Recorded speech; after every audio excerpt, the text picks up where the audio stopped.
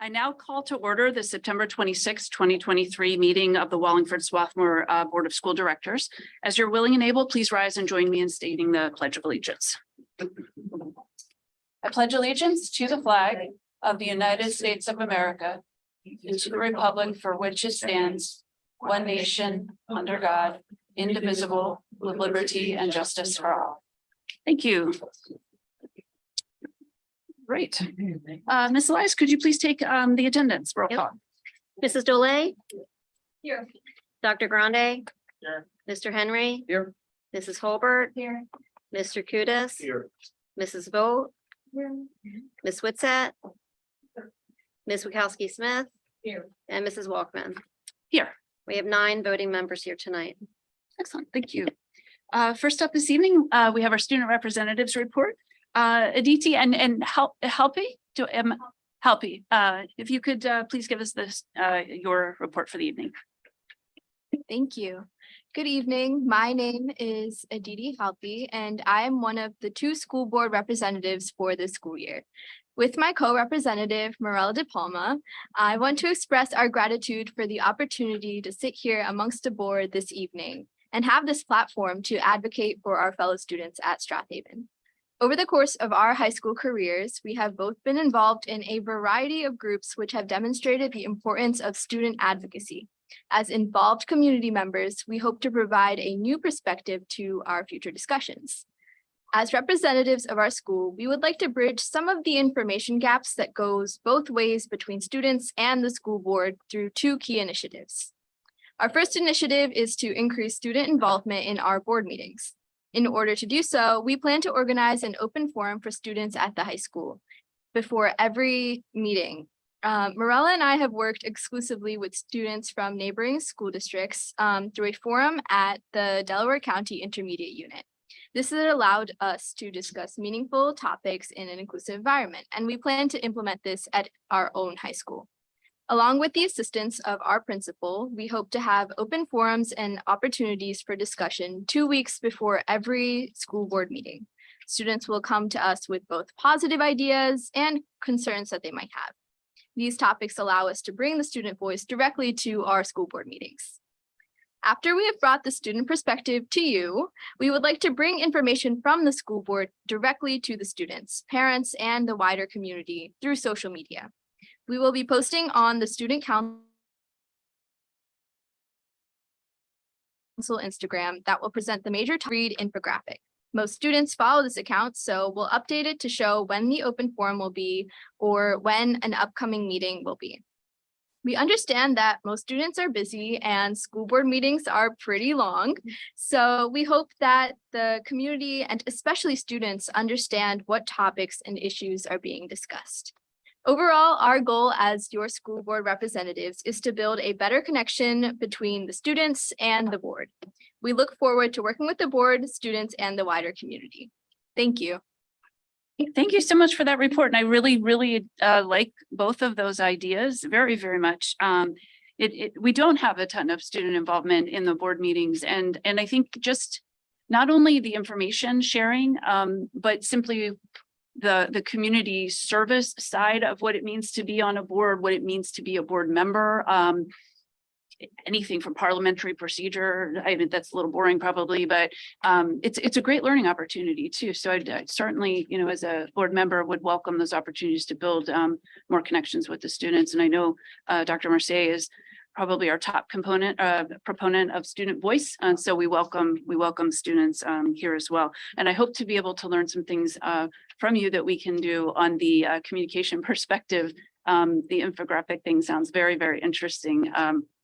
So thank you so much for that. And thank you for being here and joining us as members of the board. I guess it's not quite members of the board, but as our representatives, we really appreciate it and the time that you put into it. Thank you. All right.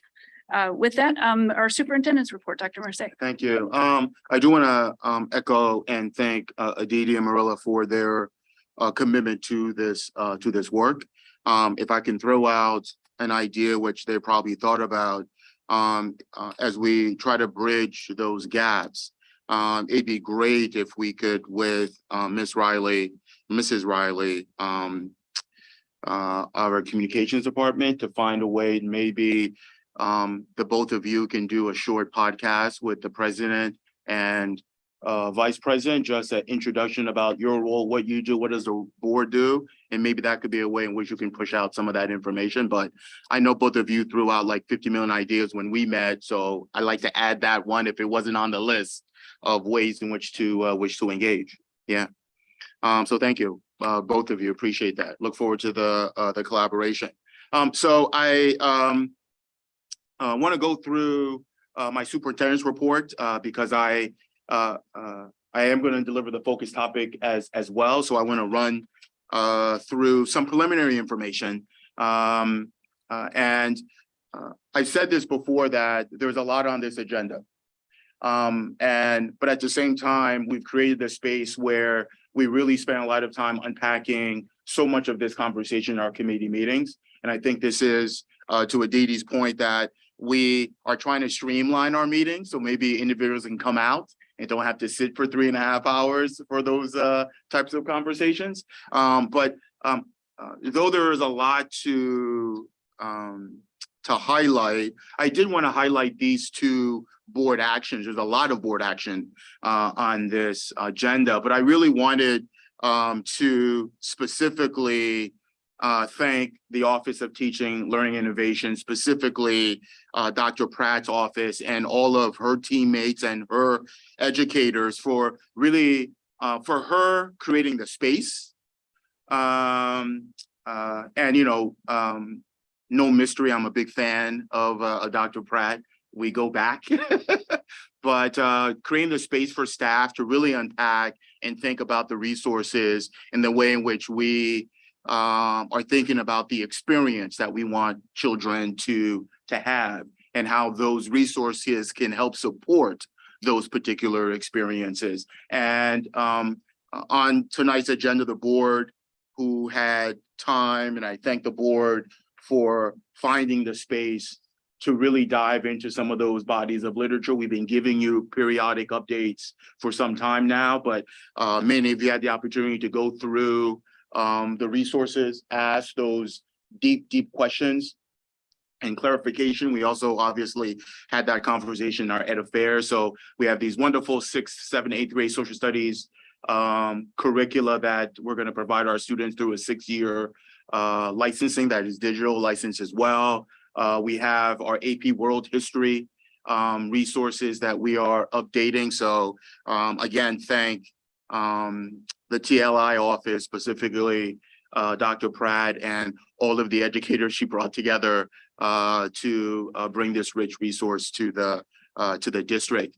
So I want to transition, and the board has been made aware of some new changes that has occurred within PDE. And the Office of Student Services has been providing updates. We met with you to kind of unpack that. So Dr. Sandberg provided some additional updates with respects to this new development that came out of PDE. And on August 30th, PDE sent a letter to every single CEO/superintendent, director of schools, indicating to them that they are reinterpreting the language of IDEA as it relates to Chapter 14 and this idea around what is the age in which students age out. And normally that was 21. Recent litigation has forced them to shift the way in which they've interpreted that. And now they are mandating that every school district by September 5th. Now, they sent the communication August 30th. That was a Tuesday. And they said by Wednesday, you need to implement this new requirement that mandate school districts to ensure that we extend that aging out to 22. This is not just about prospectively what that looks like in the future. It is also about the ability for families who did age out under the old language, if I may use that term, and now can bring their child back until that birthday of age 22. So as you can imagine, across the Commonwealth, there has been significant challenges to the implementation. I want to say this, and I want to be clear as I share this with the board, and I want to share this with our families, that this administration is not opposed to the new requirement from 21 to 22. We want to be able to provide those services to our most neediest students. What many of my colleagues across the Commonwealth, as we collaborate and talk, and we recently met with PA Secretary of Education, Dr. Amin, to talk about what does this mean for us. Our concern was the manner in which it was communicated, the short amount of time that districts had to really pivot. As I said, August 30th was a Tuesday. September 5th was a Wednesday. And the fact that there has been no dollars earmarked for this transition. So there are expenditures unforeseen that this district did not budget for. We did not anticipate. And as a result, there are families who, as part of this new process, and we welcome that, who will be returning their child to the district, and we are in the process of trying to work out what that looks like, and supporting those families until that child reaches 22. And one of the things that's also disturbing is that on the 22nd birthday, wherever that day falls, the next day that child will not be permitted back into the district. So it could be a Wednesday, October 4th. And if that's your 22nd birthday, the statute requires that you are not to come back on October 5th, right? So that also has some challenges with that family as well in terms of that process. But we are talking about, for our district, some significant dollars. I have to say that there are times where the pain and suffering were not alone, but I'd rather have our number than the numbers that my colleagues are struggling with, which is a significant amount if you think about those particular school districts. So we are going to obviously comply.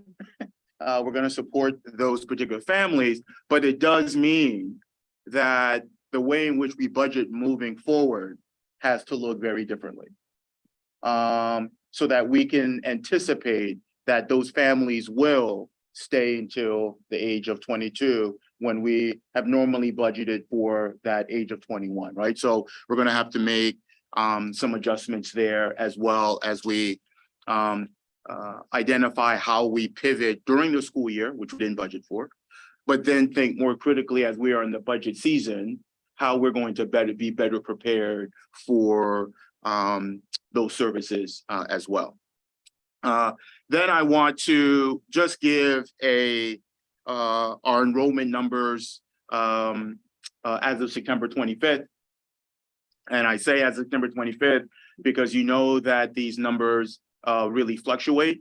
So if you take a look at our numbers, you'll see a plus or minus delta depending on the school.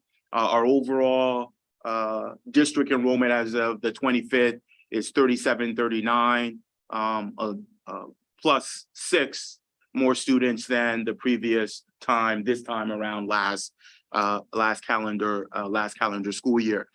It was interesting because I went back to the demographic reports that, if you recall, the PEA Economic League in 2022, October, gave us some some preliminary projections on where we are, and there is a delta of 60 students. That's different. We're less than the numbers that they had originally anticipated from that overall, right? So we'll keep monitoring that.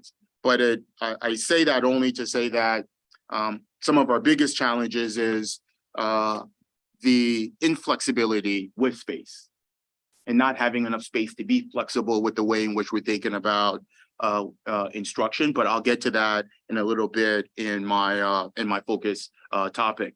I also want to highlight really quickly, because I'd be remiss not to say about the first four, even though we discussed it at our ed affairs and our principals came out. I see one of our principals in the audience. I'll thank Dr. Hilden and the rest of the team for the fact that what they do and what our staff has done for the first four.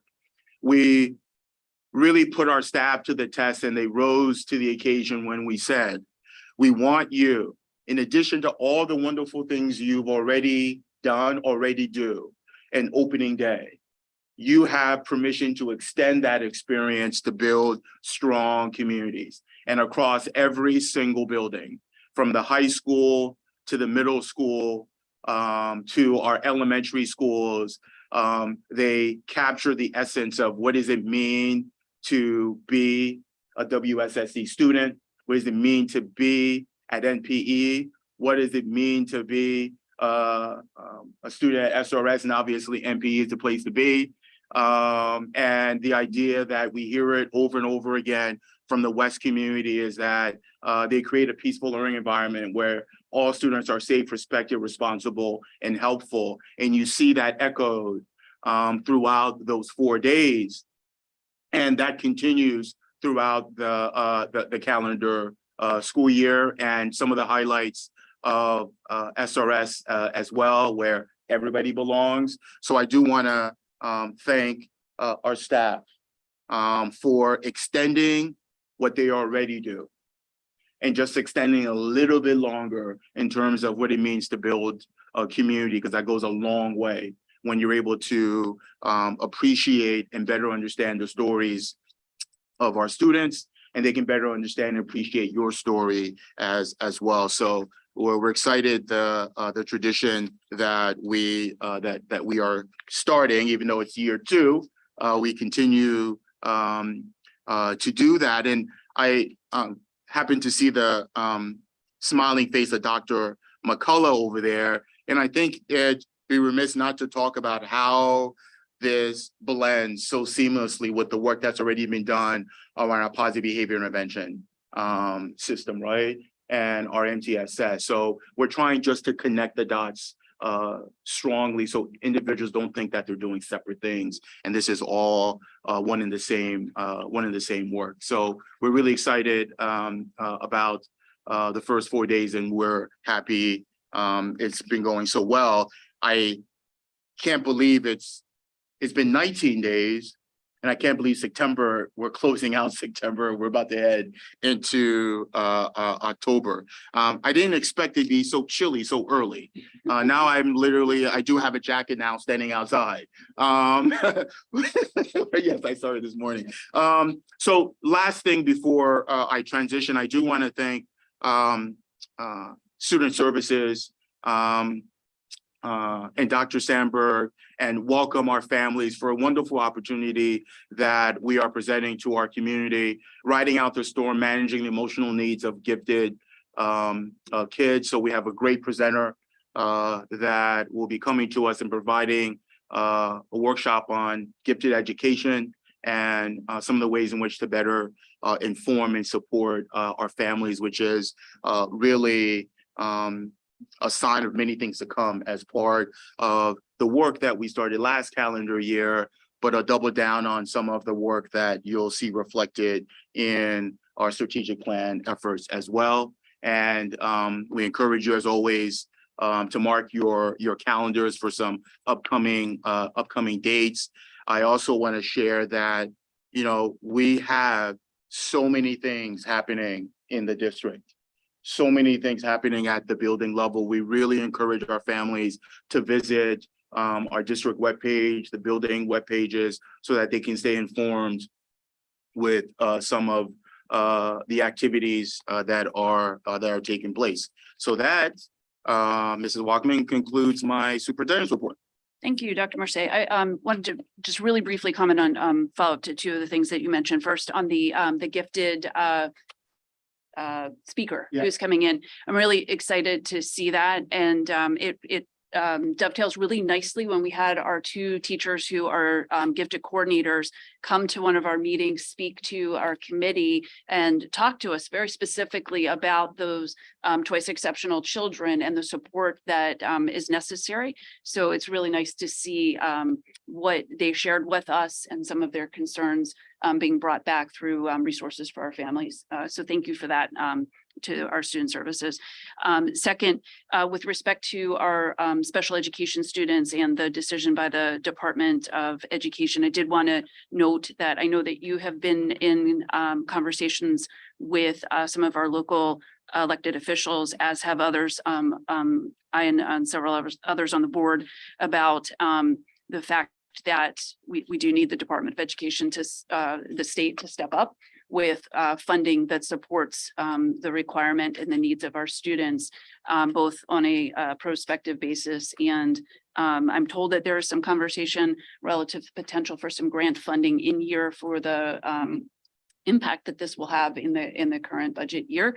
We'll believe that, of course, when we see it, but they're very aware that of the concerns. And as you said, it's a very big concern, just financially speaking, for the Commonwealth and for school districts. And certainly we all want to support our children. I've spoken in the past about the fact that there's very, very little support in the state for students when they age out of school. So it's an important transition year. We understand that. We're just looking for our state officials to recognize that through funding. And with that, I'll turn it back to you for the focus topic this evening. Thank you. If it's okay, normally the focus topic is at that podium back there. Is it okay if I stay seated here and present my focus topic instead of doing it there? Either or, I'm fine, but I didn't want to know if there was a preference. And I'm going to touch up a little bit on the transition year in this conversation. But the topic I want to have with the board today, and I've shared some of this with you. So a good portion of it may not be new, but new to some of those individuals who may be tuning in tonight, or maybe I should say a refresher of conversations we've been having in this district, just in a very different way. So as I thought about how close we are to the finish line and the strategic plan, and there are two songs and two artists that came to mind, right? One you should know, because I've shared with you my love of Nina Simone. And though Nina in her soulful blues voice did not write this song, but when she was released in 1965, or her version of it, it solidified that song in a very different way. And it speaks to, it's a new dawn, it's a new day, it's a new life for me, and I'm feeling good, right? I think about how good I'm feeling about this journey, about the progress that we've made, and our destination. The other song that I think about is, of course, Sam Cooke, right? That a change is coming. There's so much excitement as it relates to what the next steps are. So as I head through my next couple of slides, I set the premise that I'm feeling good about the change that is coming. We should all feel good about the change that is coming. But in order to realize that, the idea is, how do we keep our eye on the prize? How do we make sure that we stay grounded in the work that really matters, right? Where are we going to spend the most of our time thinking and discussing, and not being distracted by so many other things that come up as part of this work? But before I go any further, I'm going to take you back, and I'm going to see if you remember this, because I remember this, right? Because I go back to these things, right? I don't know if you remember this.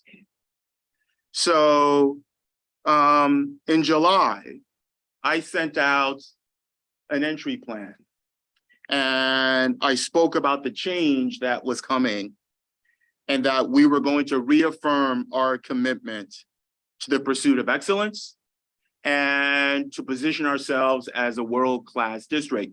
Those are not my words. Those were the words that this community has echoed for a very long time.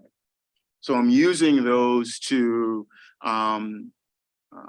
remind individuals of our overall commitment to the direction we wanted to go to.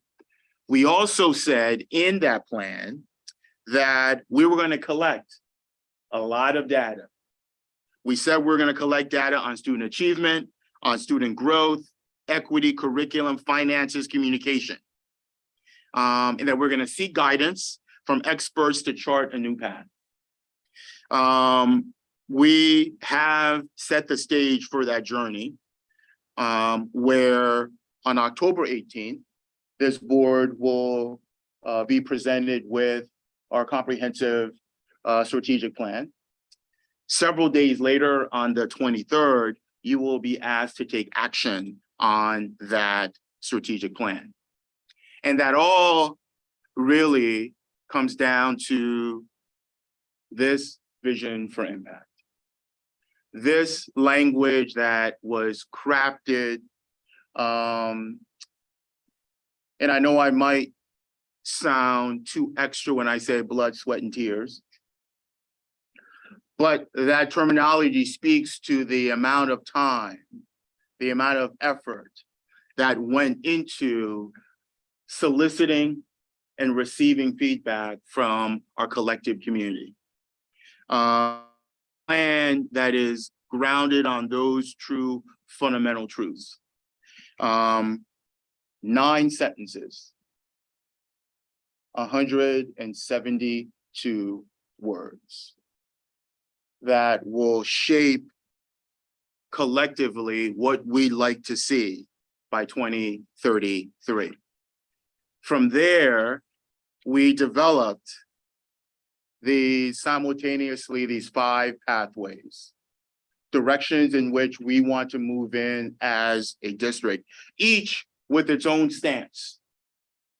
And as we move forward with that, you will see the 23-24 strategic plan deliverables that we will share with you, with the hopes that they will be adopted on October 23rd. It is a bold plan.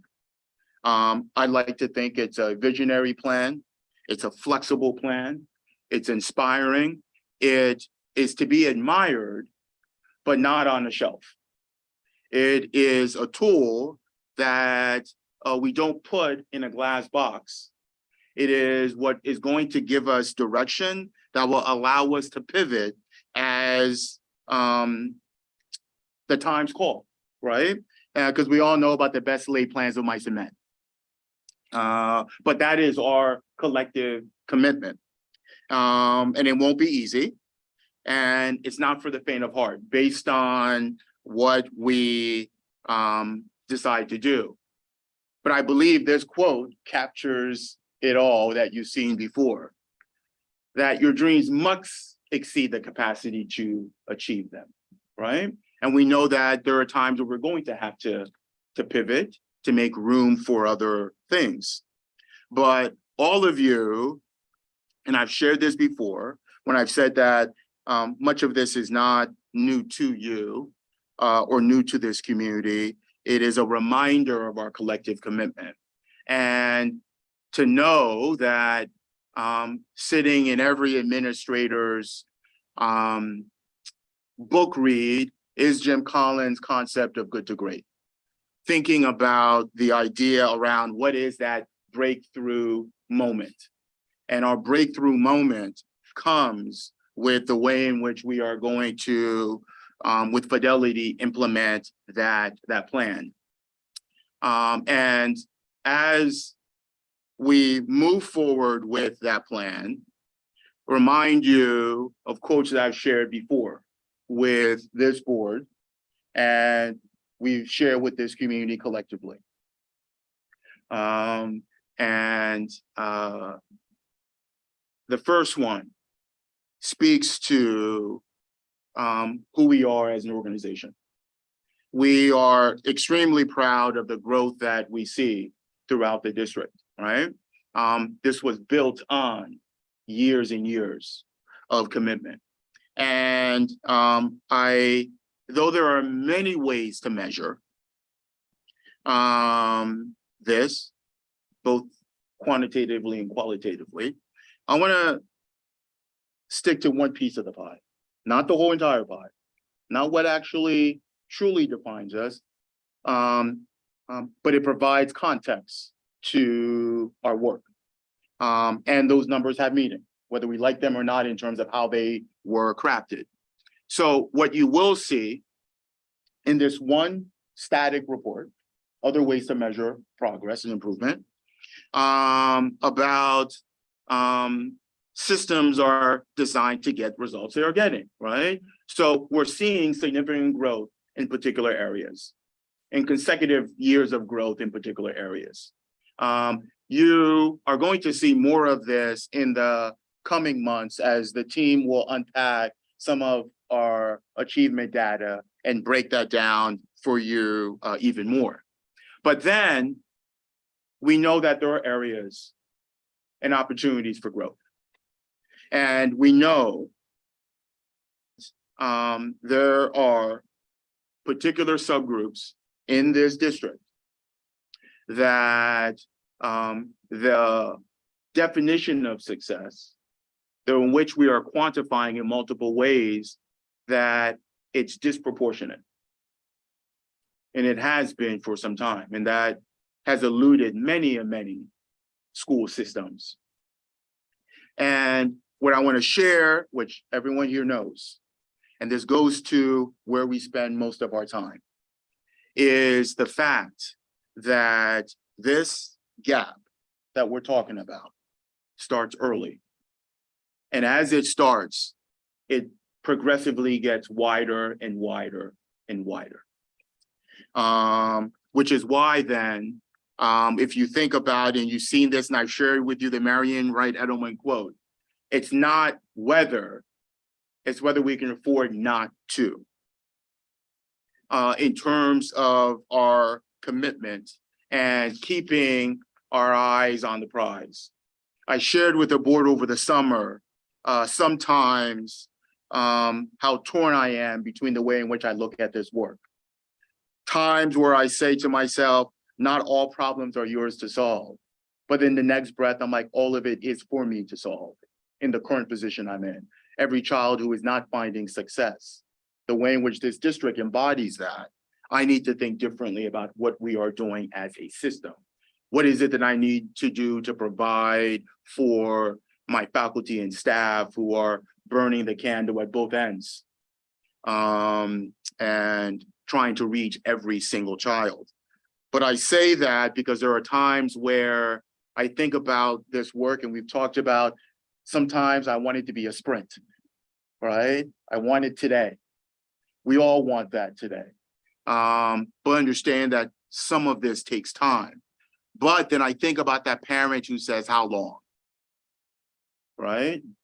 When parents say, my child only has one experience in second grade, one experience in third, right? And you have to kind of take off your hat as an administrator and put on that parent hat and say, I see you. I get that. But for me, I think about this quote, you never know how much time we have left until how much time we have left. And I share with you my countdown. The board knows my countdown because I'm really sensitive about, okay, what's my value added? How much have I really done with this? But I do believe that with the decisions that this board is going to be asked to make,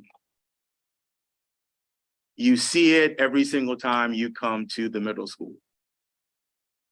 You know Amanda Gorman's quote, if you're brave enough to be it, and the way in which we want to move forward with this work. So the strategic plan is the bulk of our work, but it's not our only work, right? So though I said there's these 15 deliverables, it's not the only thing. Because this is a sample of items that administrators are deliberately thinking about and actively working on pursuing. When I said it was bold and aggressive, that's a lot of stuff. A lot of people hours thinking differently about the way in which we want to better support the way of the experiences of our staff and the experiences of our students. Then I think about that marathon and sprint. So think about that as we wrap our work around these deliverables. I also want to share with you that it's not the only conversation in town, those things, all right? If I listed everything, we'd be here all night, and I'm already getting funny looks from Mr. Cutis. He's thinking that, okay, how long is his brother gonna go? All right, so, but I won't be long, I promise. There's another conversation we have, which is going to take up a lot of bandwidth. And we hope and look forward to sitting down with members of the board and the teachers union to negotiate a successor agreement as that contract expires June of 2024. The previous language indicates that that meeting will take place on or about that. There's a lot of just a sample of some items within that document. We're gonna meet collectively and remain competitive as we sit down with our teachers to talk about that. That's going to take some bandwidth and some time. Then the 24-25 proposed budget, the extent in which the board's dual role, ensuring that the financial resources are available to meet the district's mission and vision, but simultaneously understand the tax burden on our community.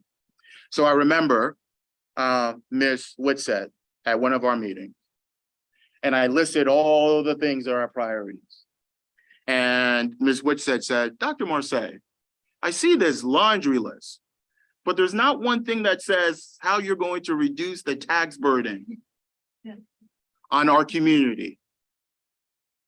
And that, especially to our most vulnerable population, for those who are on fixed income, where the price of everything goes up, but not necessarily the check and the revenue that they are bringing in. And I said, you're absolutely right. And I said, it's not that I'm not thinking about it. Hence why the board is in the position that it's in.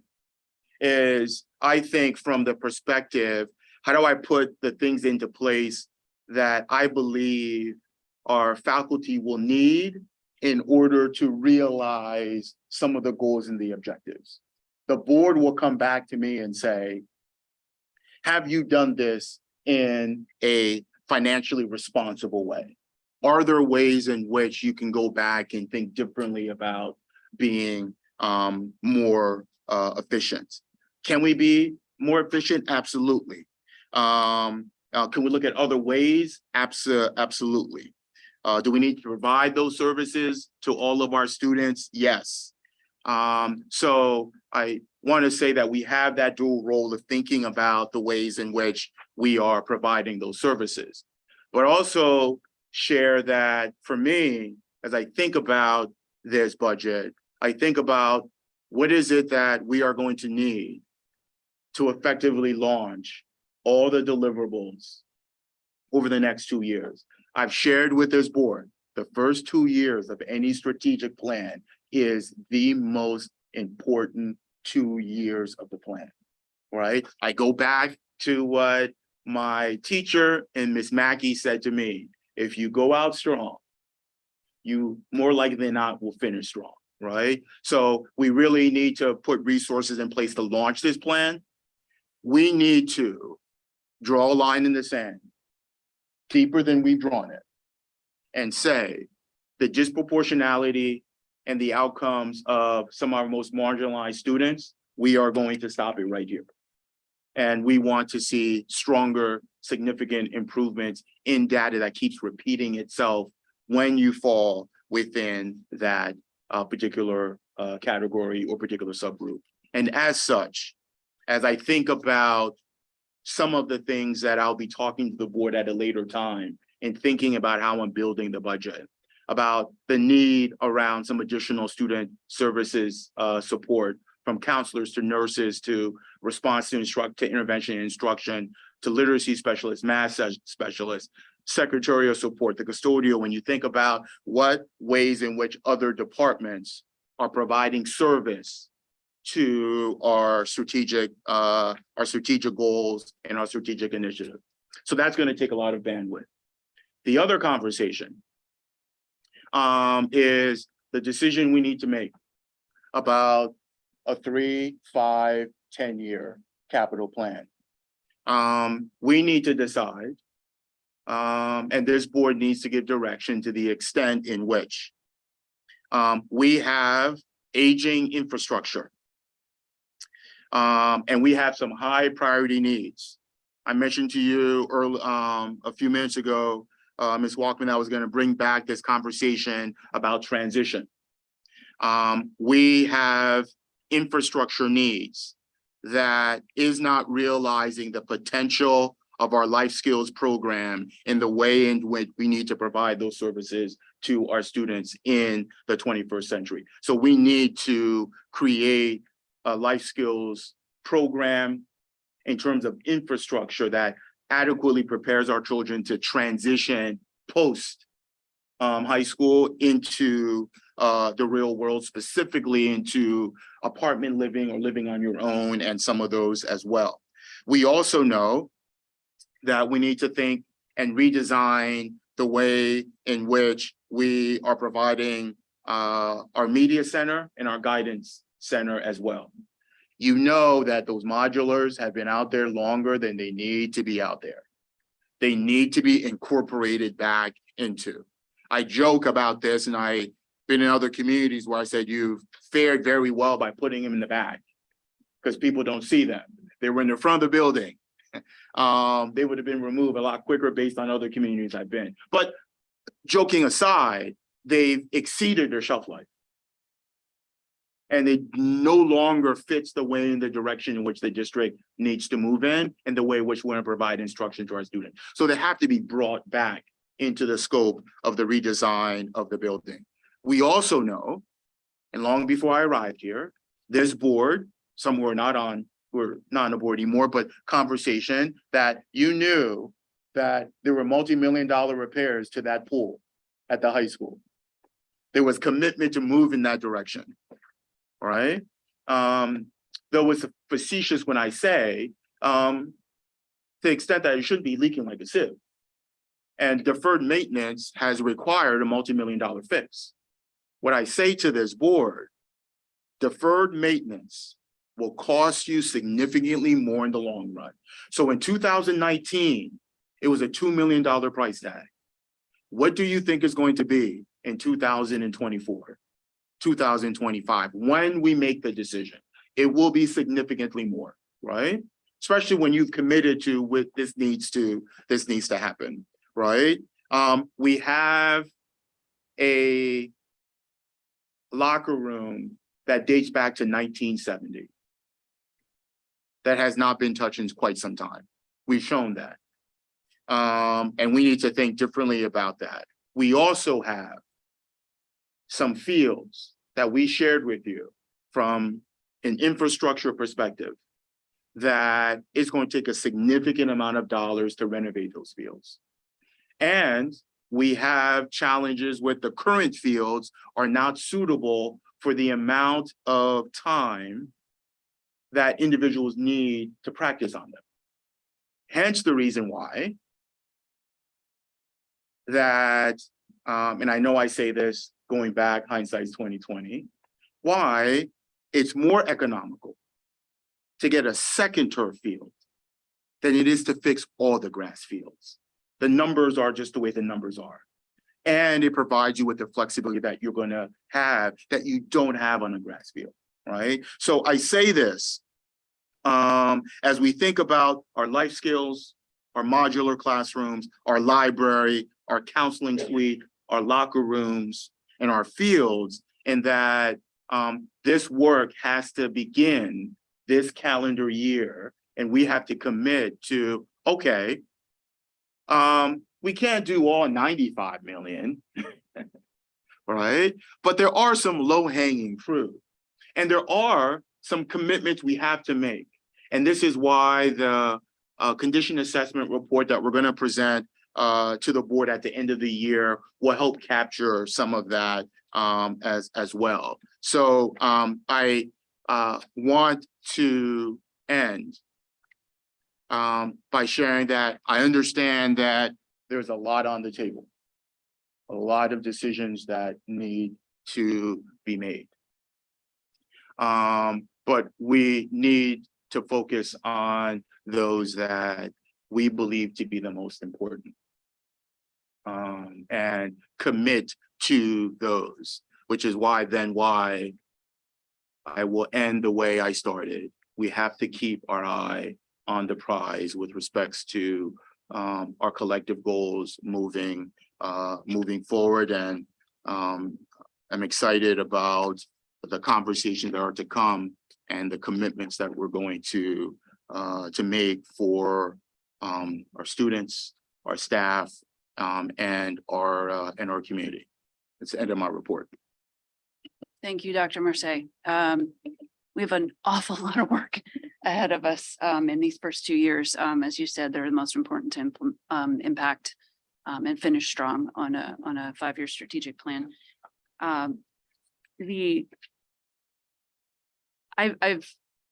When I first ran for the board, it was just a matter of public service. But when I ran for a second term, it was because we were going to be engaging in the strategic planning process. And I felt that both the opportunity and what we needed to do was so significant. And I really wanted to be part of that. And you talked a lot at the beginning about changes coming, and there is this will drive change. It's not just for no purpose if we aren't going to do something with it and continue to build better, continue to improve. There's always an opportunity to continue to improve. And I think we've actually, I was organizing my files over the weekend and my entire file drawer fell over because of the weight of all of the data points that we've collected and that we've shared that have informed the plan. So I know we're going to talk about this a lot more at the next meeting. We'll have more time to offer feedback, but I do want to thank the administration, the teachers, and many members of the community, more than I thought would ever come out, for many meetings that we had on strategic planning, long meetings with thoughtful dialogue, some agreeing, some not necessarily agreeing, and kind of coming back to what makes sense to all of us. So I'm really excited about where we landed. I'm anxious to be able to share more of it in the next meeting with the community, but I'm really excited about where this can take us if we stay committed, if we stay focused and not distracted. It doesn't mean we ignore everything else, but we are going to have to make some really tough decisions. We don't have unlimited dollars, and we have big aspirations here. So let's get ready. It's going to be exciting. Does anyone have any other comments or feedback, questions in response to Dr. Marseille's focus topic? All right. Thank you again. Appreciate it. So we will move forward then in board announcements. We do not have any board announcements for this evening. So that will take us to audience.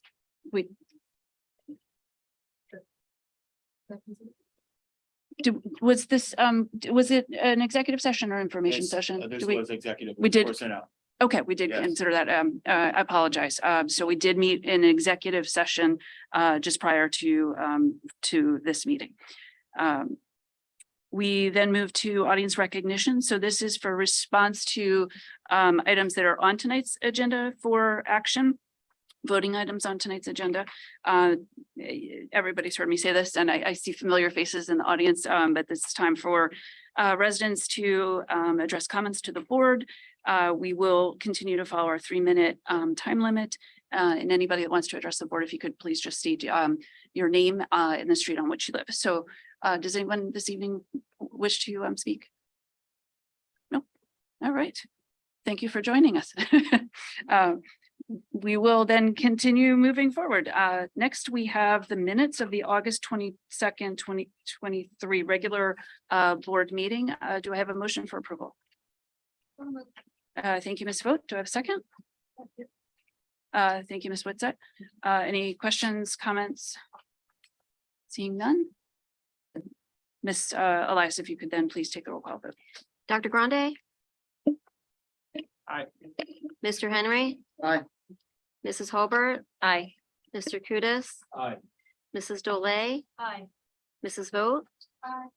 Ms. Witczek, Aye. Ms. Wachowski Smith, Aye. and Mrs. Walkman.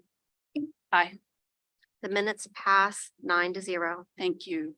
Next up, we have committee reports. We've said this multiple times. The committee reports are all live streamed and available to watch for anybody who's interested, and always welcome folks to come to the meetings as well. So I'm going to move right to, I don't think Wellness Advisory's had a meeting. Correct? No meeting. PSBA, Ms. Wachowski Smith.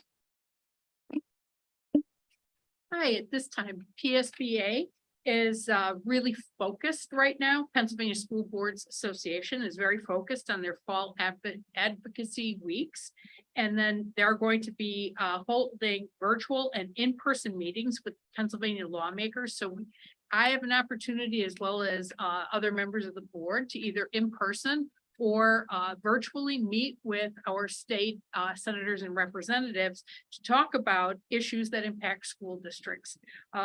As our work gets underway this week in the state senate and crafting funding formula for Pennsylvania schools. So that is the #1 big topic that we're going to be talking about is funding schools, and talking about shortcomings in the funding system and what the courts have mandated that state does to fund schools. Of course, there's been testimony being provided, and some testimony provided by Matthew Kelly, a professor at Penn State, is saying that just to meet needs, that the state needs to provide an additional $6.2 billion to adequately educate students. So that at the bare minimum, that is what needs to happen. Another issue that is going to be included in these funding issues are taxpayer funding of private schools, voucher plans, and other school choice options are coming into those talks. So hopefully we will be able to represent us well and talk mostly about funding for schools and make sure that we are included in part of those talks. Thank you. Thanks very much.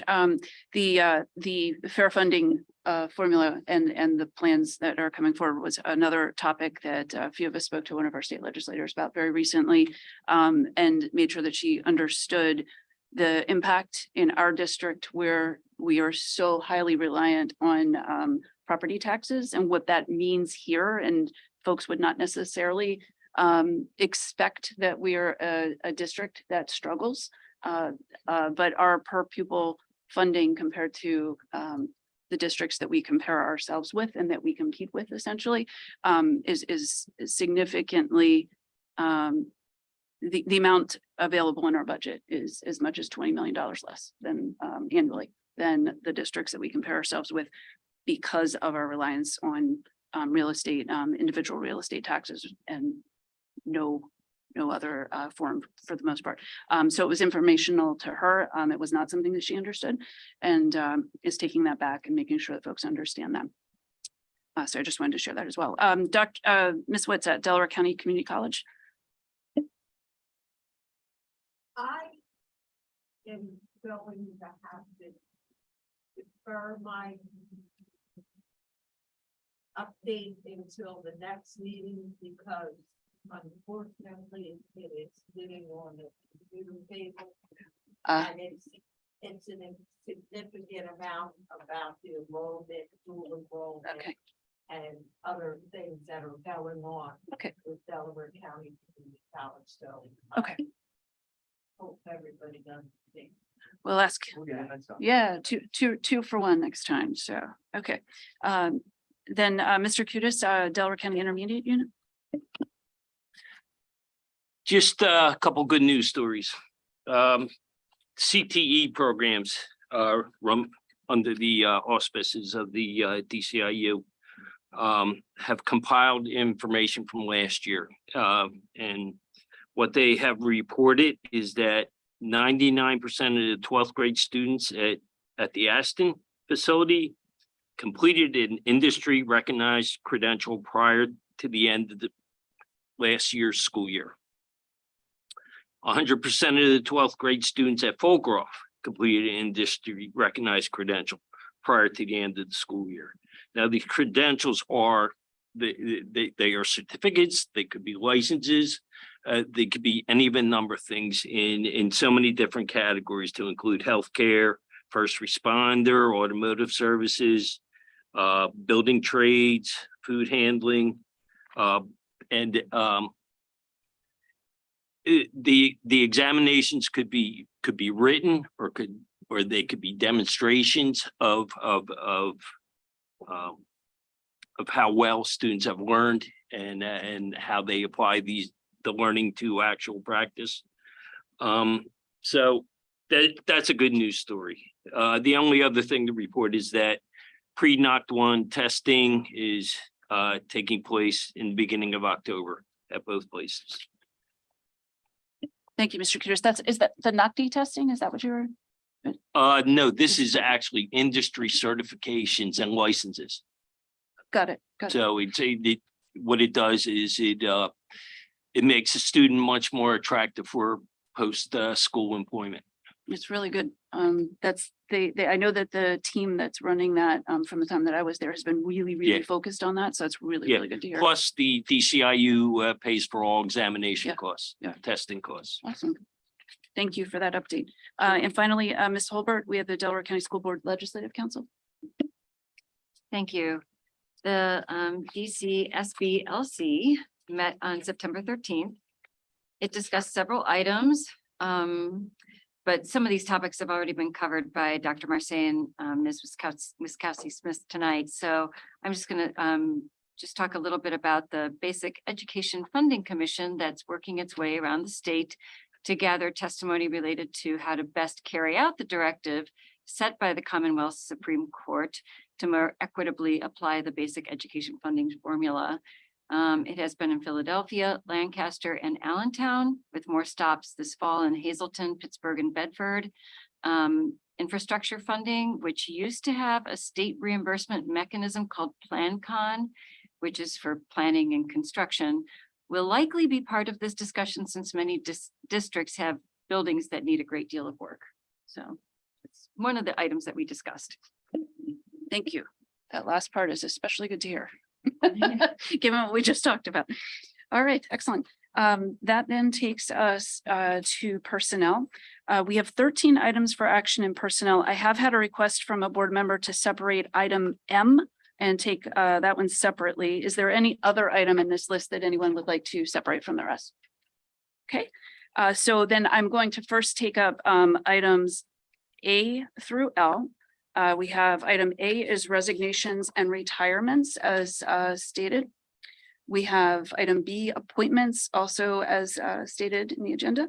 We have item C, leaves of absence as stipulated. Item E, change of salary status as stipulated. Item F, direct payments as stipulated. Item G, payment of unused sick days as stipulated and attached. Item H, 2023-2024 conference request as attached. Item I, teachers eligible for tenure, and we congratulate those who are eligible for tenure. Item J, our 2023-2024 mentors appointments as attached. Item K, fall athletic supplementals also as attached. And item L, 2023-2024 curriculum supplementals also as attached. Do I have a motion for approval of items A through M? I'm sorry, A through L. I'm looking at M, A through L. So moved. Thank you, Ms. Holbert. Second. Thank you, Mr. Kudis. Any questions or comments? Okay, seeing none. Ms. Elias, if you please take the roll call vote. Mr. Henry. Aye. Mrs. Holbert, Aye. Mr. Kudis, Aye. Mrs. Dole, Aye. Mrs. Vogt, Aye. Ms. Witsett, Aye. Ms. Mitkowski Smith, Aye. Dr. Grande, Aye. and Mrs. Walkman. Aye, Personnel items A through L passes 9-0. thank you. And then we'll take item L. Sorry, I keep doing that. I'm sorry, item M. I can't tell the alphabet today. Item M, Saturday detention program as attached. Do I have a motion for approval? So moved. Thank you, Dr. Grande. Do I have a second? Second. Thank you, Kevin. What? I told you I needed more caffeine today. Oh, goodness. Thank you, Mr. Henry. Do I have any questions or comments on item M? I have some comments. I was the one who asked to set it apart. And I guess I'm not comfortable voting to support funding towards Saturday detention program until I understand more about why this is being brought back. I know it was in place before COVID. I want to know more about how it's being monitored. What are the outcomes? I want to make sure that there aren't certain groups that aren't being overrepresented with those who are in Saturday detention. So those were the sort of thoughts I had in asking to have it set apart. That's that. Dr. Marseille, did you want to respond? Yes, so your concerns about the disproportionality of representation in Saturday detention? That, and also just what are the outcomes of it? I want to understand sort of who gets referred for Saturday detention. Are you aware that we offer detention Yes, after school? yes. I'm Are you aware of that. concerned about the disproportionality of those students after school? Yes, I am. So would you like information about detention period? Yeah. Oh, but- okay, But in this case, I'm being asked to vote on resources that would be going towards this.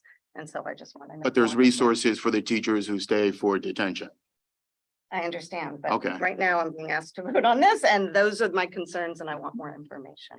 So tell me exactly what it is that you're looking for the just, I wanna you would like yeah. administration to provide you what? Because detention in this district has been going on Oh, I for know. a long time in lieu of in-school suspension, in lieu of out-of-school suspension, and keeping kids inside the classroom. We've deferred to a Saturday so that it minimizes instructional loss. I hear that. Yeah. I want to understand how kids are getting referred to that specifically. I just want to hear, I want to see what the representation is within it. I want to see what kinds of outcomes you've had after that. That's just the information I want Okay, before I were to vote to support it. That's all. okay. So the board, so that, I'm one person. yeah, so I'm trying to figure out what is it that you want? What is this, is the board want administration to provide analytics on disciplinary outcomes in this district? Because detention is part of a disciplinary experience, whether it's after school or we decide to do it in the morning, whether we decide to do it on a Saturday. Well, I think to the extent that you know, Ms. Vogt has raised the questions. I think. Is it clear what she's asking for? I just want to make sure I'm clear so I Yeah. know I go back to my team in terms of Okay. I can dig real deep. Or is it specifically for Saturday and how students are assigned a Saturday compared to if they were given an after-school detention? Does anyone on the board request the further information that would go beyond the Saturday detention program? I do, Okay, Ms. Woods, I would like that as well.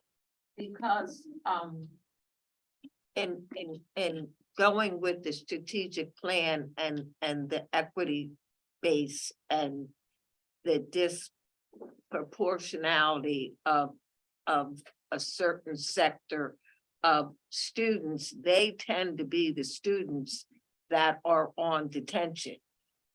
And they're some of it can be because they're in the teacher's loop of being disruptive, so they're not given any grace in any classroom. So, they tend to be the ones that are repeat detention. And I think that in light of the strategic plan, we need to come up with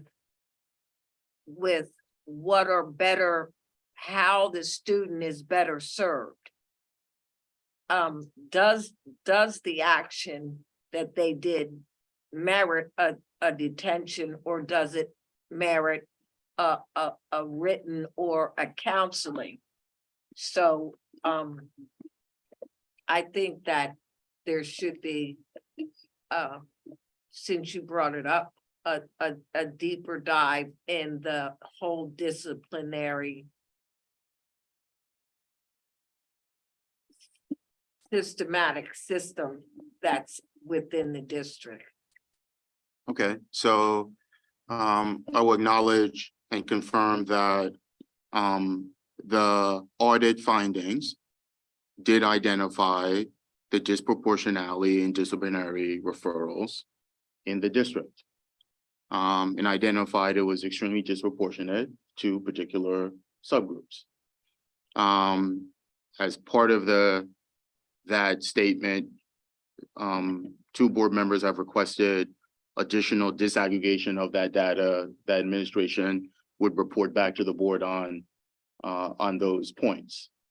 I also want to share with this board in the curriculum audit, which I've told my teammates I've read backwards and forwards more times than I can count.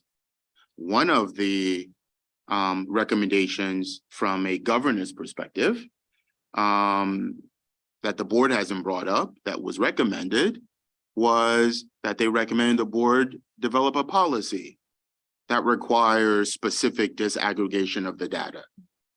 So as opposed to the singletons that we need to go back and say if that is the case, then go back to the 61 recommended board governance recommendations in that plan, which is why I talked about the nature of this work and how we need to stay focused because there's a lot of recommendations. One of those was the board should consider adopting a policy that requires administration to disaggregate data based on disproportionality.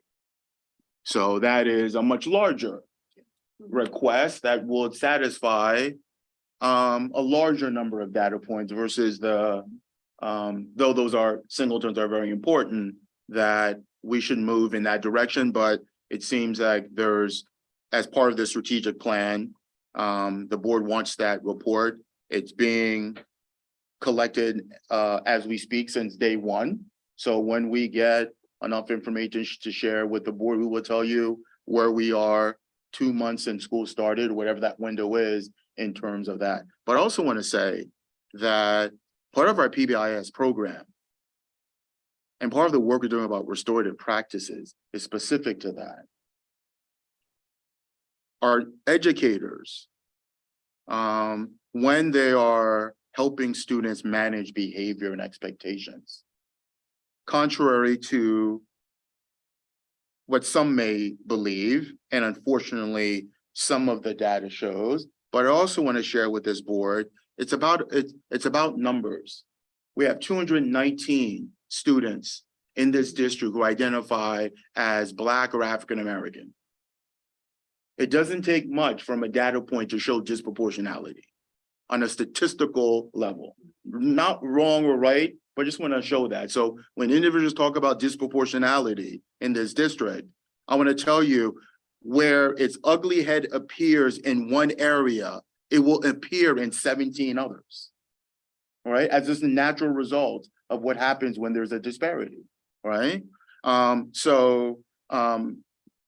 This is why when you only have 18 students in your building who identify as Black or African American, those individuals get 4 discipline referrals.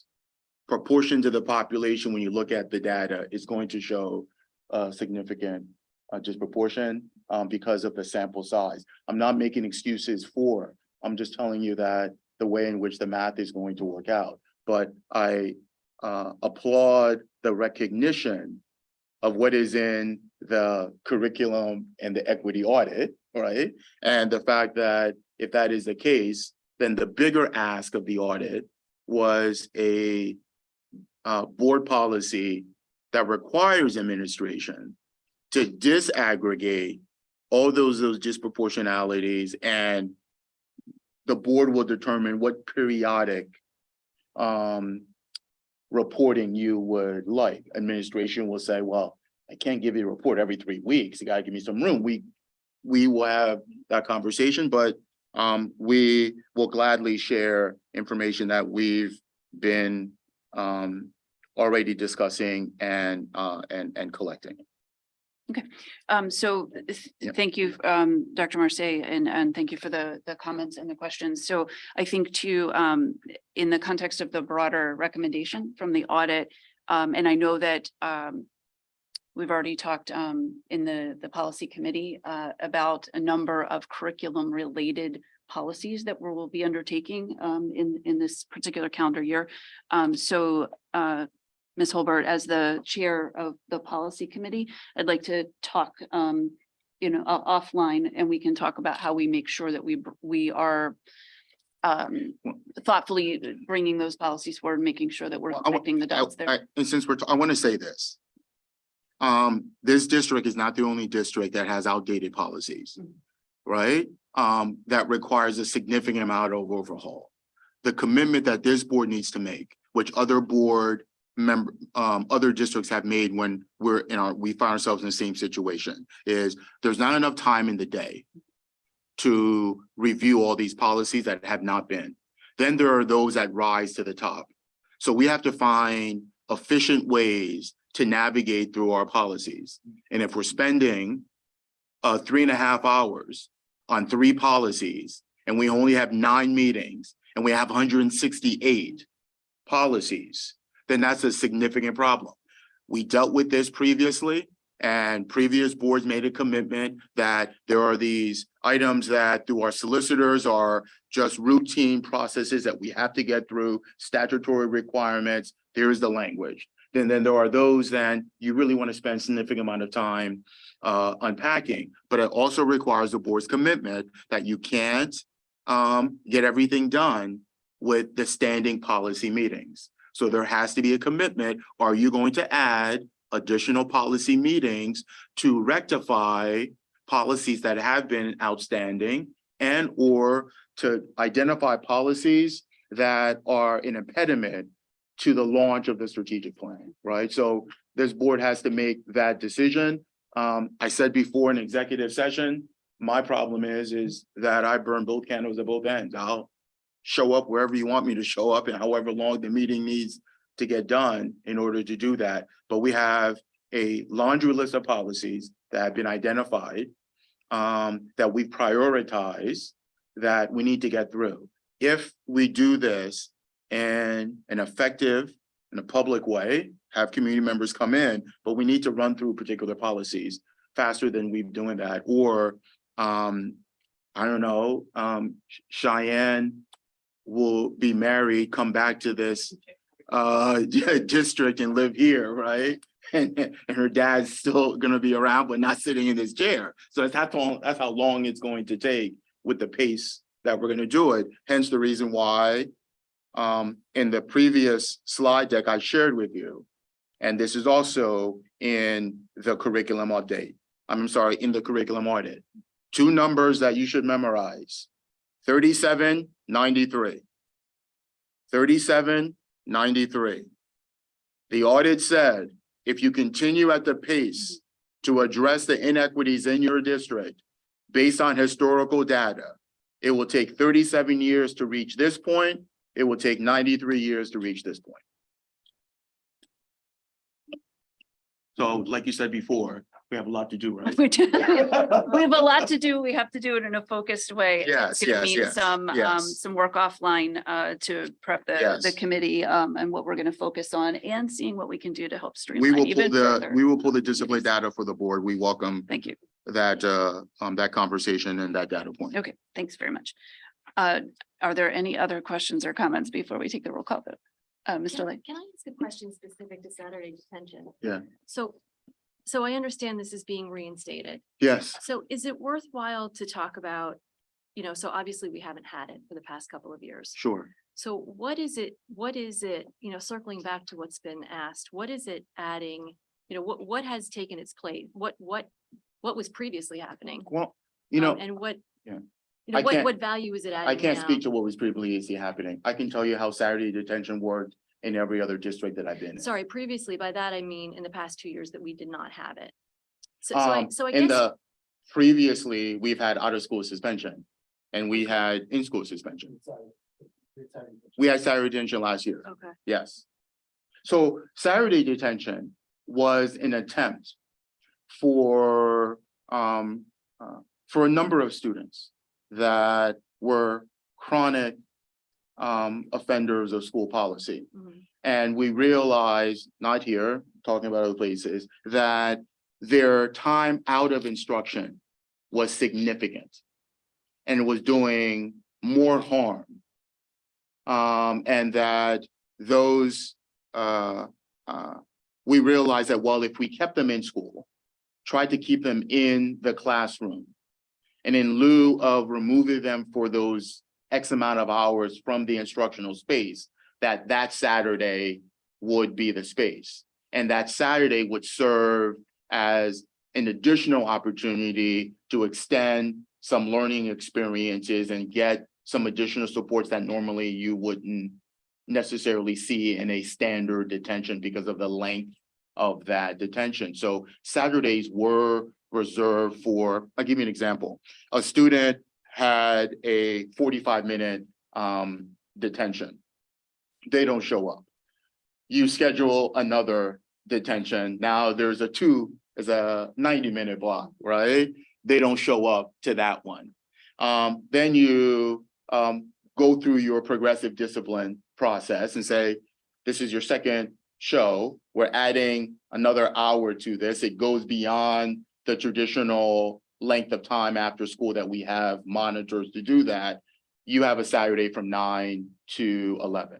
Or you have those students who I said earlier are violating or consistently violating the school policy. And you realize, wait a minute, Wagner's been out of English class X amount of minutes this entire week.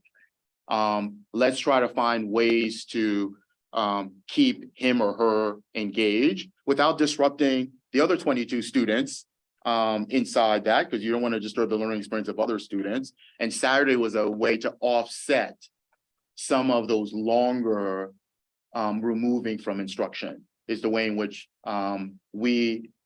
previous districts have used Saturdays to compensate for that. so since we had a period of time recently where we did not have it and we've now reinstated it, do we have any data on, is it having the impact that we're desiring it to have on student behavior? I don't know the data from last year on Saturday. I have no idea. So, and I guess the other thing I'm wondering. Well, the is- principal's here. You can talk about Saturday detention. So Dr. Hilden, you can come up to the microphone and talk about Saturday detention.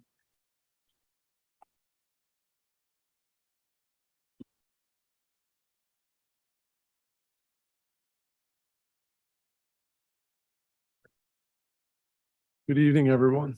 How are you? So Saturday, I think you really knocked it out of the park. Actually, as You're knocking out the park in the night now, so. I should have worn my dad joke shirt.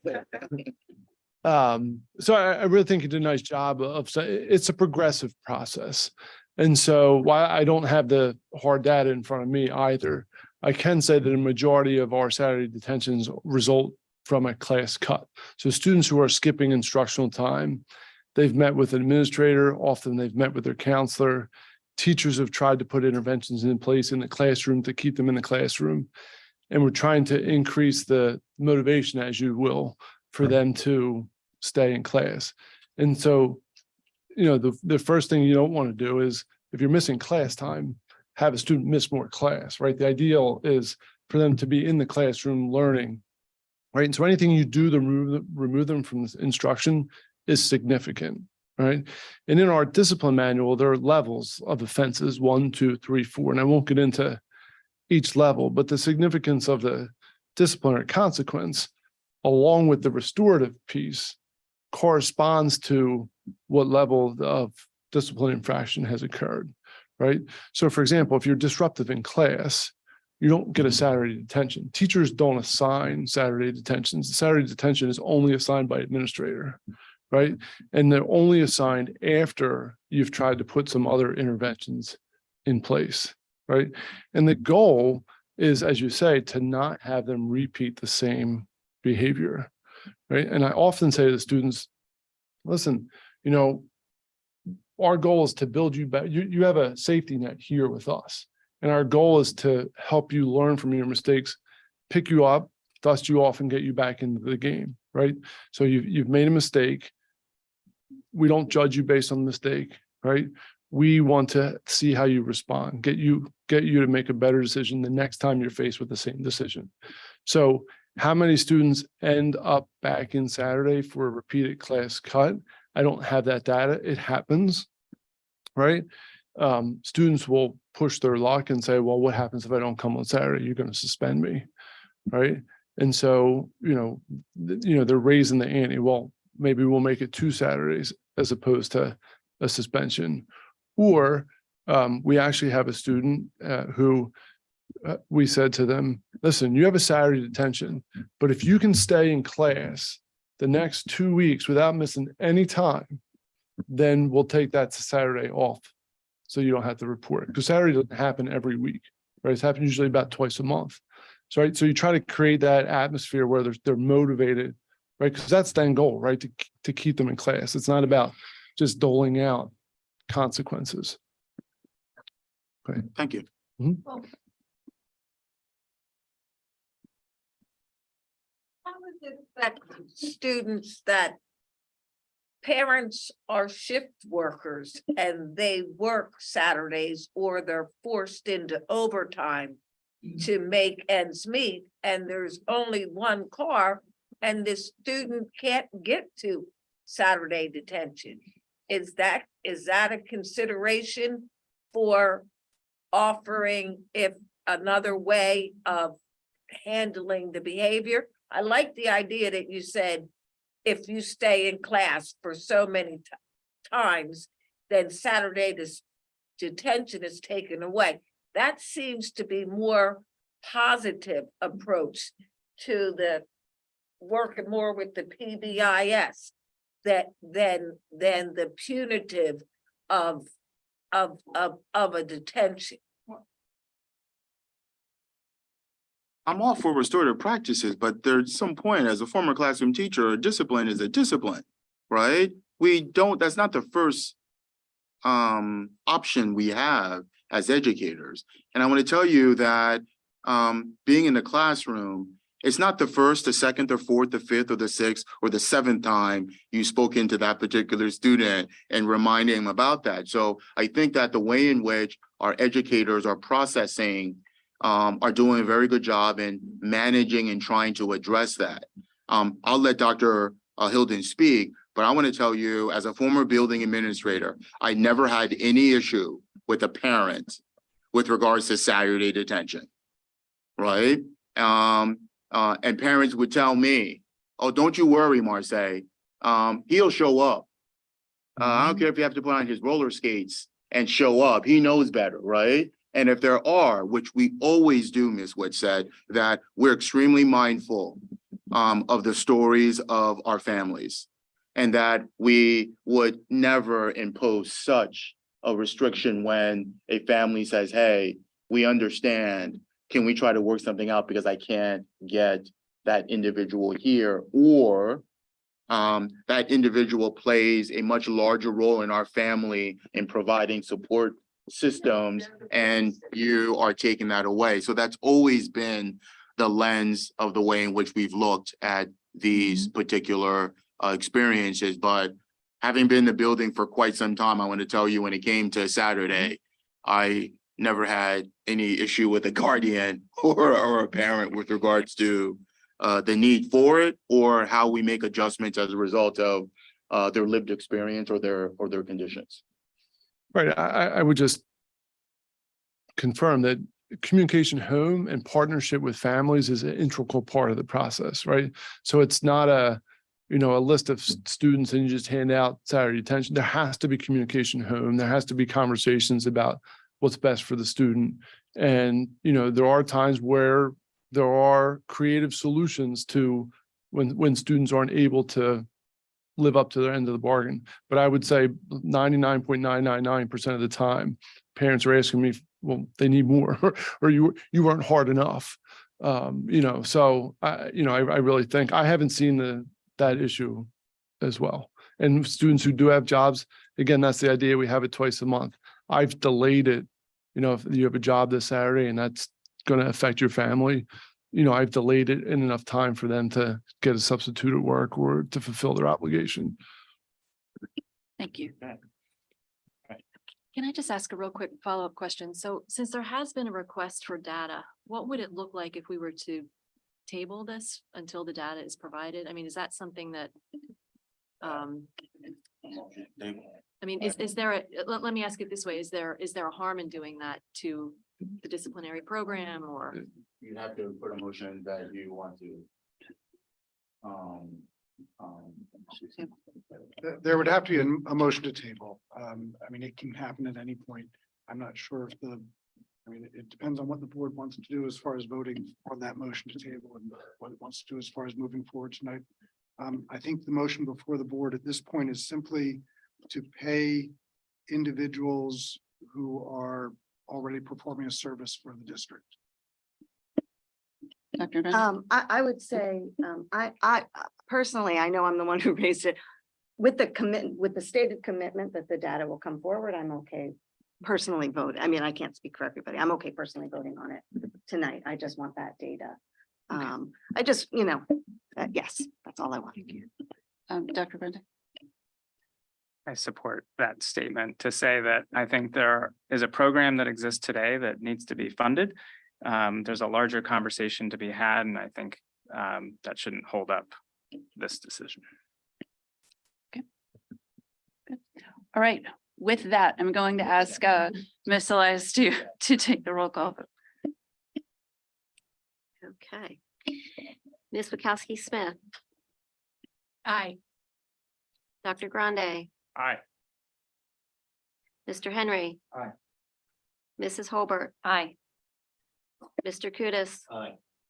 Mrs. Dolay, Aye. Mrs. Vogt, Aye.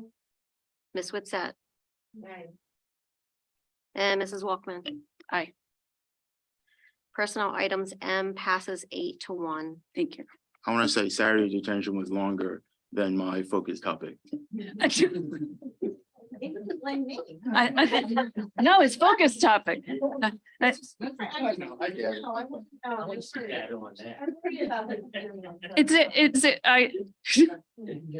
was an important conversation, and it brought up a really important point too, that brought us back to the recommendations for the board with respect to policy. So all very good conversation, albeit a little long. Yeah, it is. It's our job. Next, we have so we have two actual voting items for in the policy section. Item C is informational only, the administrative regulations. I'm going to, we have item A, policies for first reading and as listed, and item B, policies that are being rescinded also for first reading and as noted and attached in tonight's agenda. Is there any, knowing that there's multiple different policies here and in the interest of being able to move as many forward as we can, is there any in item A that anyone would like to separate from the rest? And I'm going to ask the same about item B. Okay, good. Seeing none, then do I have a motion for approval of items A and B? So moved. Thank you, Ms. Witkowski-Smith. And do I have a second? Second. Thank you, Dr. Grande. Any questions or comments on these? Sorry, Just. Ms. so Dolly, just- sorry. It's okay. So just a real quick comment, given what we just talked about with regards to policies, I hesitate to make it, but so at our August committee meeting, there was discussion around adding language that speaks to balancing both physical and psychological safety. And which in essence would be reflecting really what our current practices seem to be. But we talked about the value of including it. So I'd like to just suggest that we circle back to that for further discussion when we take a look for a second read. And that was all. Okay, thank you very much, Ms. Dolly. Appreciate that. Any other comments or questions? Okay, Ms. Elias, if you'll please take the roll call. Mrs. Hobart, Aye. Mr. Kudis, Aye. Mrs. Dole, Aye. Mrs. Vogt, Aye. Ms. Witsett, Aye. Ms. Witkowski-Smith, Aye. Dr. Grande, Aye. Mr. Henry, Aye. and Mrs. Walkman. Aye. Policy items A and B passes 9-0. All right, thank you. Next up in curriculum, we have 5 items. Is there any item that anyone would like to separate from the rest? Seeing none. Item A is the 2023-2024 memorandum of understanding with the DCIU as attached. Item B is a contract with Brooke Wilkins, an independent contractor, as attached. Item C is an independent contract with Dr. Cheryl Horsey, also as attached. Item D is the approval, and please correct me if I pronounce this incorrectly. It's Savas. Savas. Resources for grades 6, 7, and 8 social studies, also is attached. Item E is BFW resources for AP World History, Modern World History, also as attached. Do I have a motion for approval? I heard Mr. Henry first, so give Mr. Henry the first and the second. Ms. Whitford. Any questions or comments? Mr. Henry? I just had a quick comment on the particularly in support of D and E. And I wanted to compliment Dr. Pratt and Dr. Mozakowski as well, although her presentation was slightly different. I encourage people to look at the latter part of the Educational Affairs Committee meeting where a lot of this stuff was discussed. And I just, it was a great illustration of why we have professionals look at these kind of things. And I'm happy as part of the board to support the investment in our kids in the kind of updating all of these things. And it was an impressive presentation by both administrators on their process of looking at all the different companies that supply educational materials and how they narrowed it down and all this things that really, they think of things that we as lay people wouldn't think of.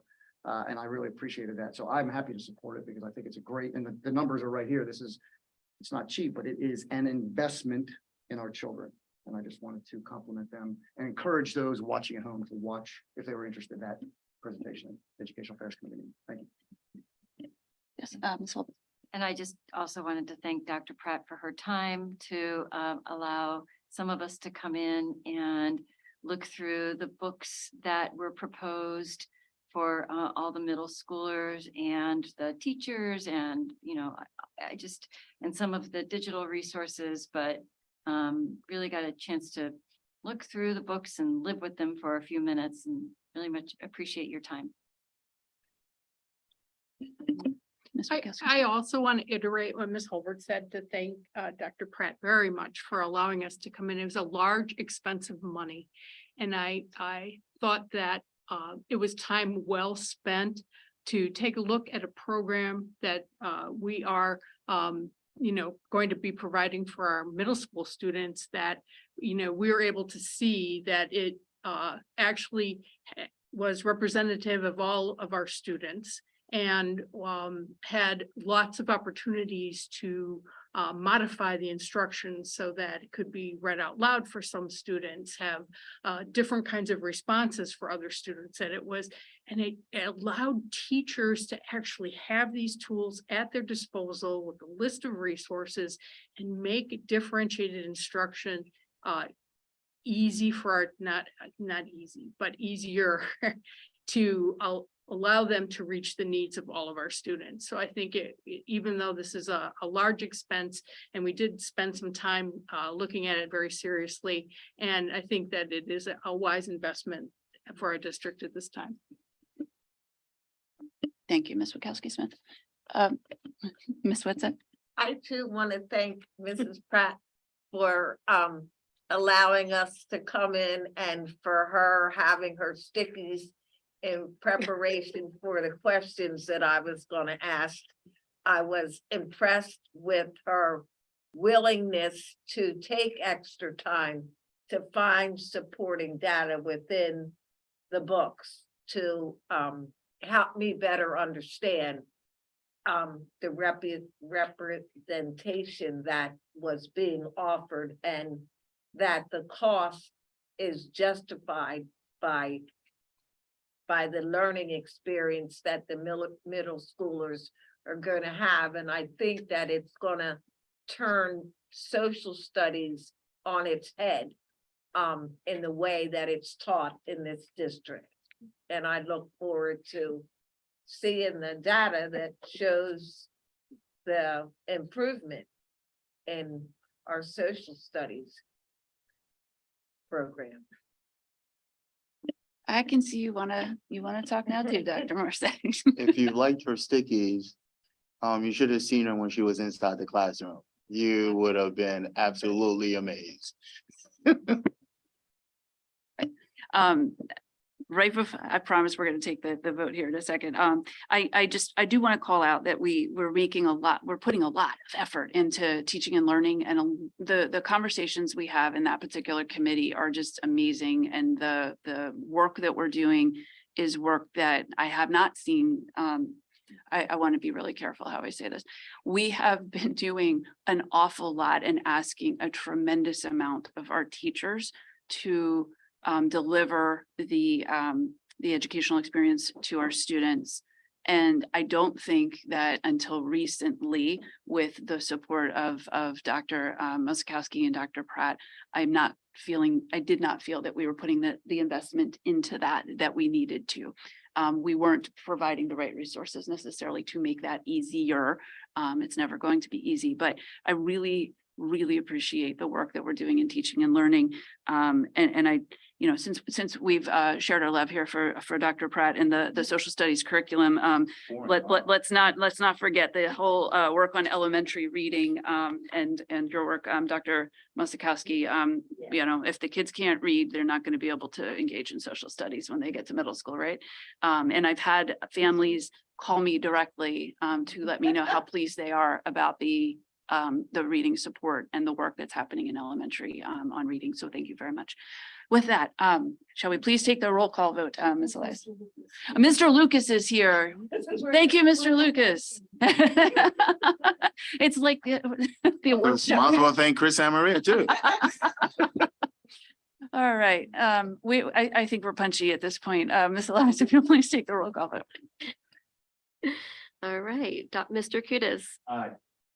Mrs. Dole. Aye. Mrs. Vogt. Aye. Ms. Witsett. Aye. Ms. Witkowski-Smith. Aye. Dr. Grande, Aye. Mr. Henry. Aye. Mrs. Hobart Aye. and Mrs. Walkman. Aye. Curriculum items A through E passes 9-0. All right, thank you. Student services. And then, Right. student services, we have 9 items for approval in student services. Is there anything in this section anyone would like to separate from the rest? Seeing none. Item A, educational services agreement as attached for 2 students. Item B, 2023-2024 contract with Holcomb for our student assistance program also is attached. Item C, 2023-2024 contract with Matthew Matthew Z, independent contractor, also is attached. Item D, 2023-2024 contract with CIS, also as attached. We have item E, the 2023-2024 contract with Criticare as attached. 2024 contract with the Mazzoni Center as attached. Item G, 2023-24 contract with Viata for an individual student is attached. Item H, 2023-24 contract with Fulfill also is attached. Item I, 2023-24 contract with the DCHD also is attached. That is that complete section.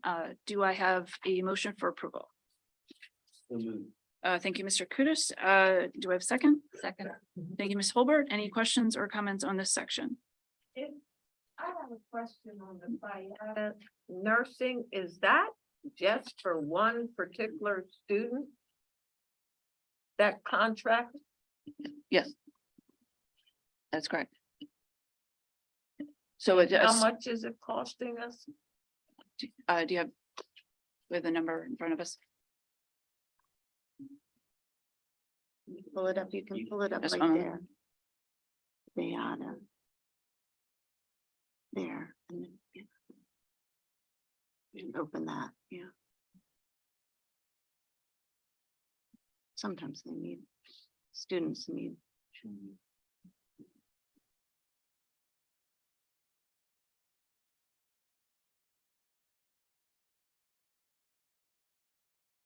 I'm sure our student services can speak more directly to this, but this would be one of those situations. We only use Viata for our most complex members. I'm thinking about our most complex students. And this is a student that has special needs and special healthcare needs that requires a one-on-one support.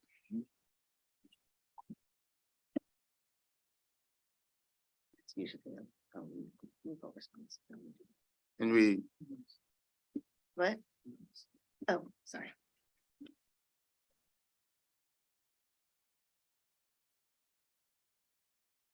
Okay. Yep. So I guess I have to. no, it's yeah, we did. That's in finance. I'm going to go ahead and ask if we would take the roll call vote then on this section. Mrs. Dolay, Aye. Mrs. Vogt, Miss Witset, Aye. Miss Wachowski Smith, Aye. Dr. Grande, Aye. Mr. Henry. Aye. Mrs. Hobart. Aye. Mr. Kudus. Aye. And Mrs. Walkman. Aye. Student services items A through I passes 9-0. Thank you. Facilities and finance, we have 3 items for action this evening. Any item that anyone would like to separate from the rest? Seeing none, we have item A in finance bills paid to vendors August 4th, 2023 through August 31, 2023 is attached. Item B, financial statements August of 2023 as attached. And finally, items C, the treasurer's report for August of 2023 is attached. Do I have a motion for approval? So moved. Thank you, Mr. Kudus. Second. Thank you, Dr. Grande. Any questions or comments? Seeing none, Phil, please take the roll call vote, Mr. Wise. Mrs. Vogt. Miss Witset. Miss Witset, Aye. Miss Wachowski Smith, Aye. Dr. Grande, Aye. Mr. Henry. Aye. Mrs. Holbert, Aye. Mr. Kudos, Aye. Mrs. Dole, Aye. and Mrs. Walkman. Aye. Finance items A through C passes 9-0. In the other section of the agenda, we have 4 items for approval. Anything here that anyone would like to separate? Seeing none. Item A, we have approval of a settlement agreement as attached. This is the settlement with Altria. You know, Dr. Grande, if you'd like to, I imagine you might have a comment on that one when we get to comments. Item B, we have the Delaware County Community College trustee reappointment as attached. Item C, 2023-2024 consolidated application resolution e-signature as attached. Item D, the district's voting delegates at the PSBA Legislative Delegate Assembly. And that closes out that section. Do I have a motion for approval? Thank you, Ms. Vogt, Second. and thank you, Ms. Holbert. Comments, questions?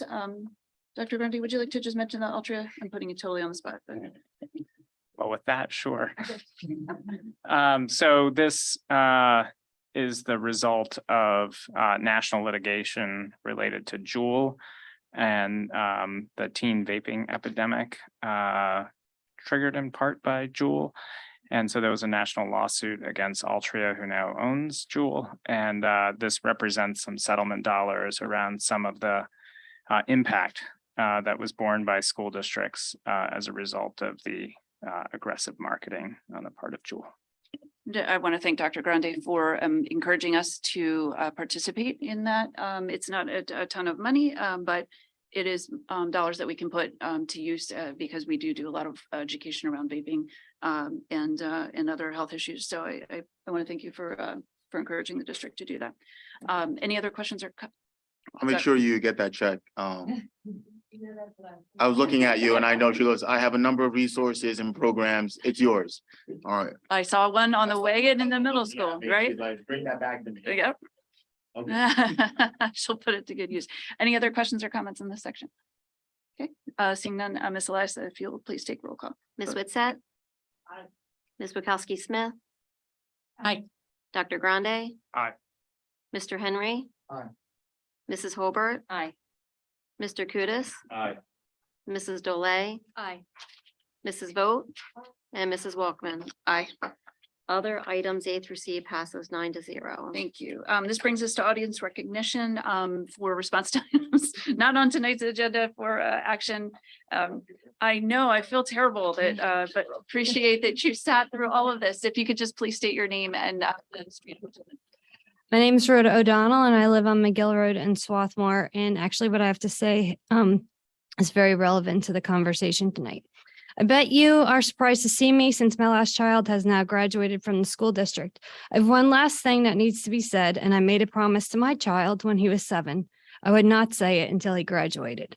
I am here to talk about the importance of a diversity, equity, and inclusion changes that the district is making, and specifically to address the importance of the board and especially of the office of the superintendent getting involved and getting down and dirty when it comes to these matters that affect children that are related to diversity, equity, and inclusion. My son that struggled with grades and getting work done from 2nd grade to graduation is now a straight A student in college and talking about his goal of making the dean's list all 4 years. What changed? He feels safe and cared for where he is, and he did not feel safe in the WSSD school district. In 2nd grade, my son looked like this. He was amazing and full of energy and was incredibly popular at his elementary school SRS. In fact, he was so popular that one day I dropped him off late and the kids were on the playground and the entire playground of children cheered for him when he arrived. I've never before or since seen anything like that. And if I wasn't there myself, I would not have believed it happened. My 2nd grader told me it was a normal occurrence. My 2nd grader loved school, did very well, always scored high on tests, but was a mischievous little soul.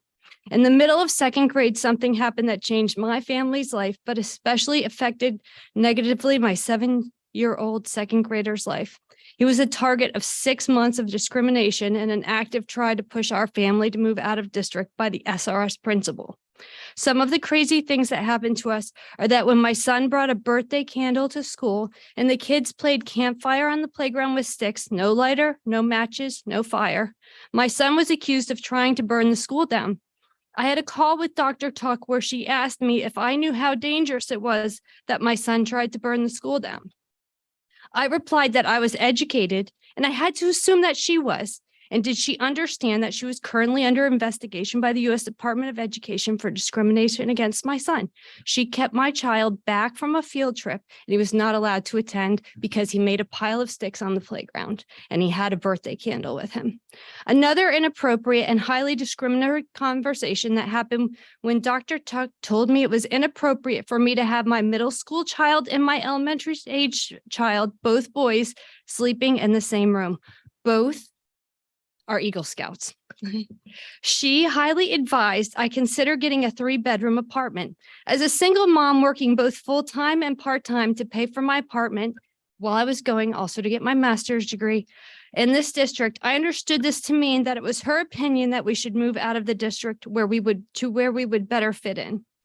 The district psychologist was asked to observe my son by Dr. Tuck and then called me to have a conversation about how they were concerned because my son was, quote, the most active child on the school playground. I told her that if she ever went near my child again, I would turn her into the licensing board and have her license pulled. I also reminded her that she worked for my child, not the principal. She never stepped a foot near my son again.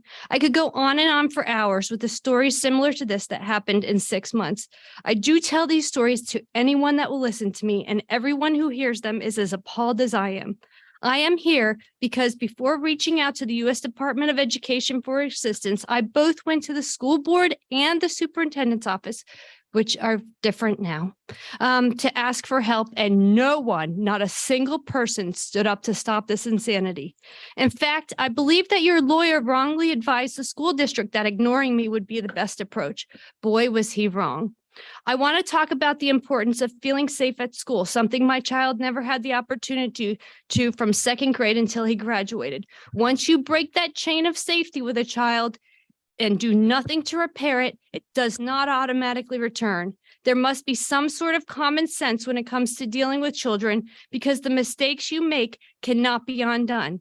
Every mistake made with my child was amplified by prior mistakes. If my child had a different mother, there is no doubt in my mind that he would have dropped out of school halfway through high school and been lost in the mix. The amount of effort. I'm sorry, your time limit is up. I was wondering how long. I have you like have. 4 more sentences. Absolutely, Yeah. then you can finish. Thank you. The amount of effort and parenting on my part to keep my kiddo on track was significant, all to repair an incredibly bad misstep by the district.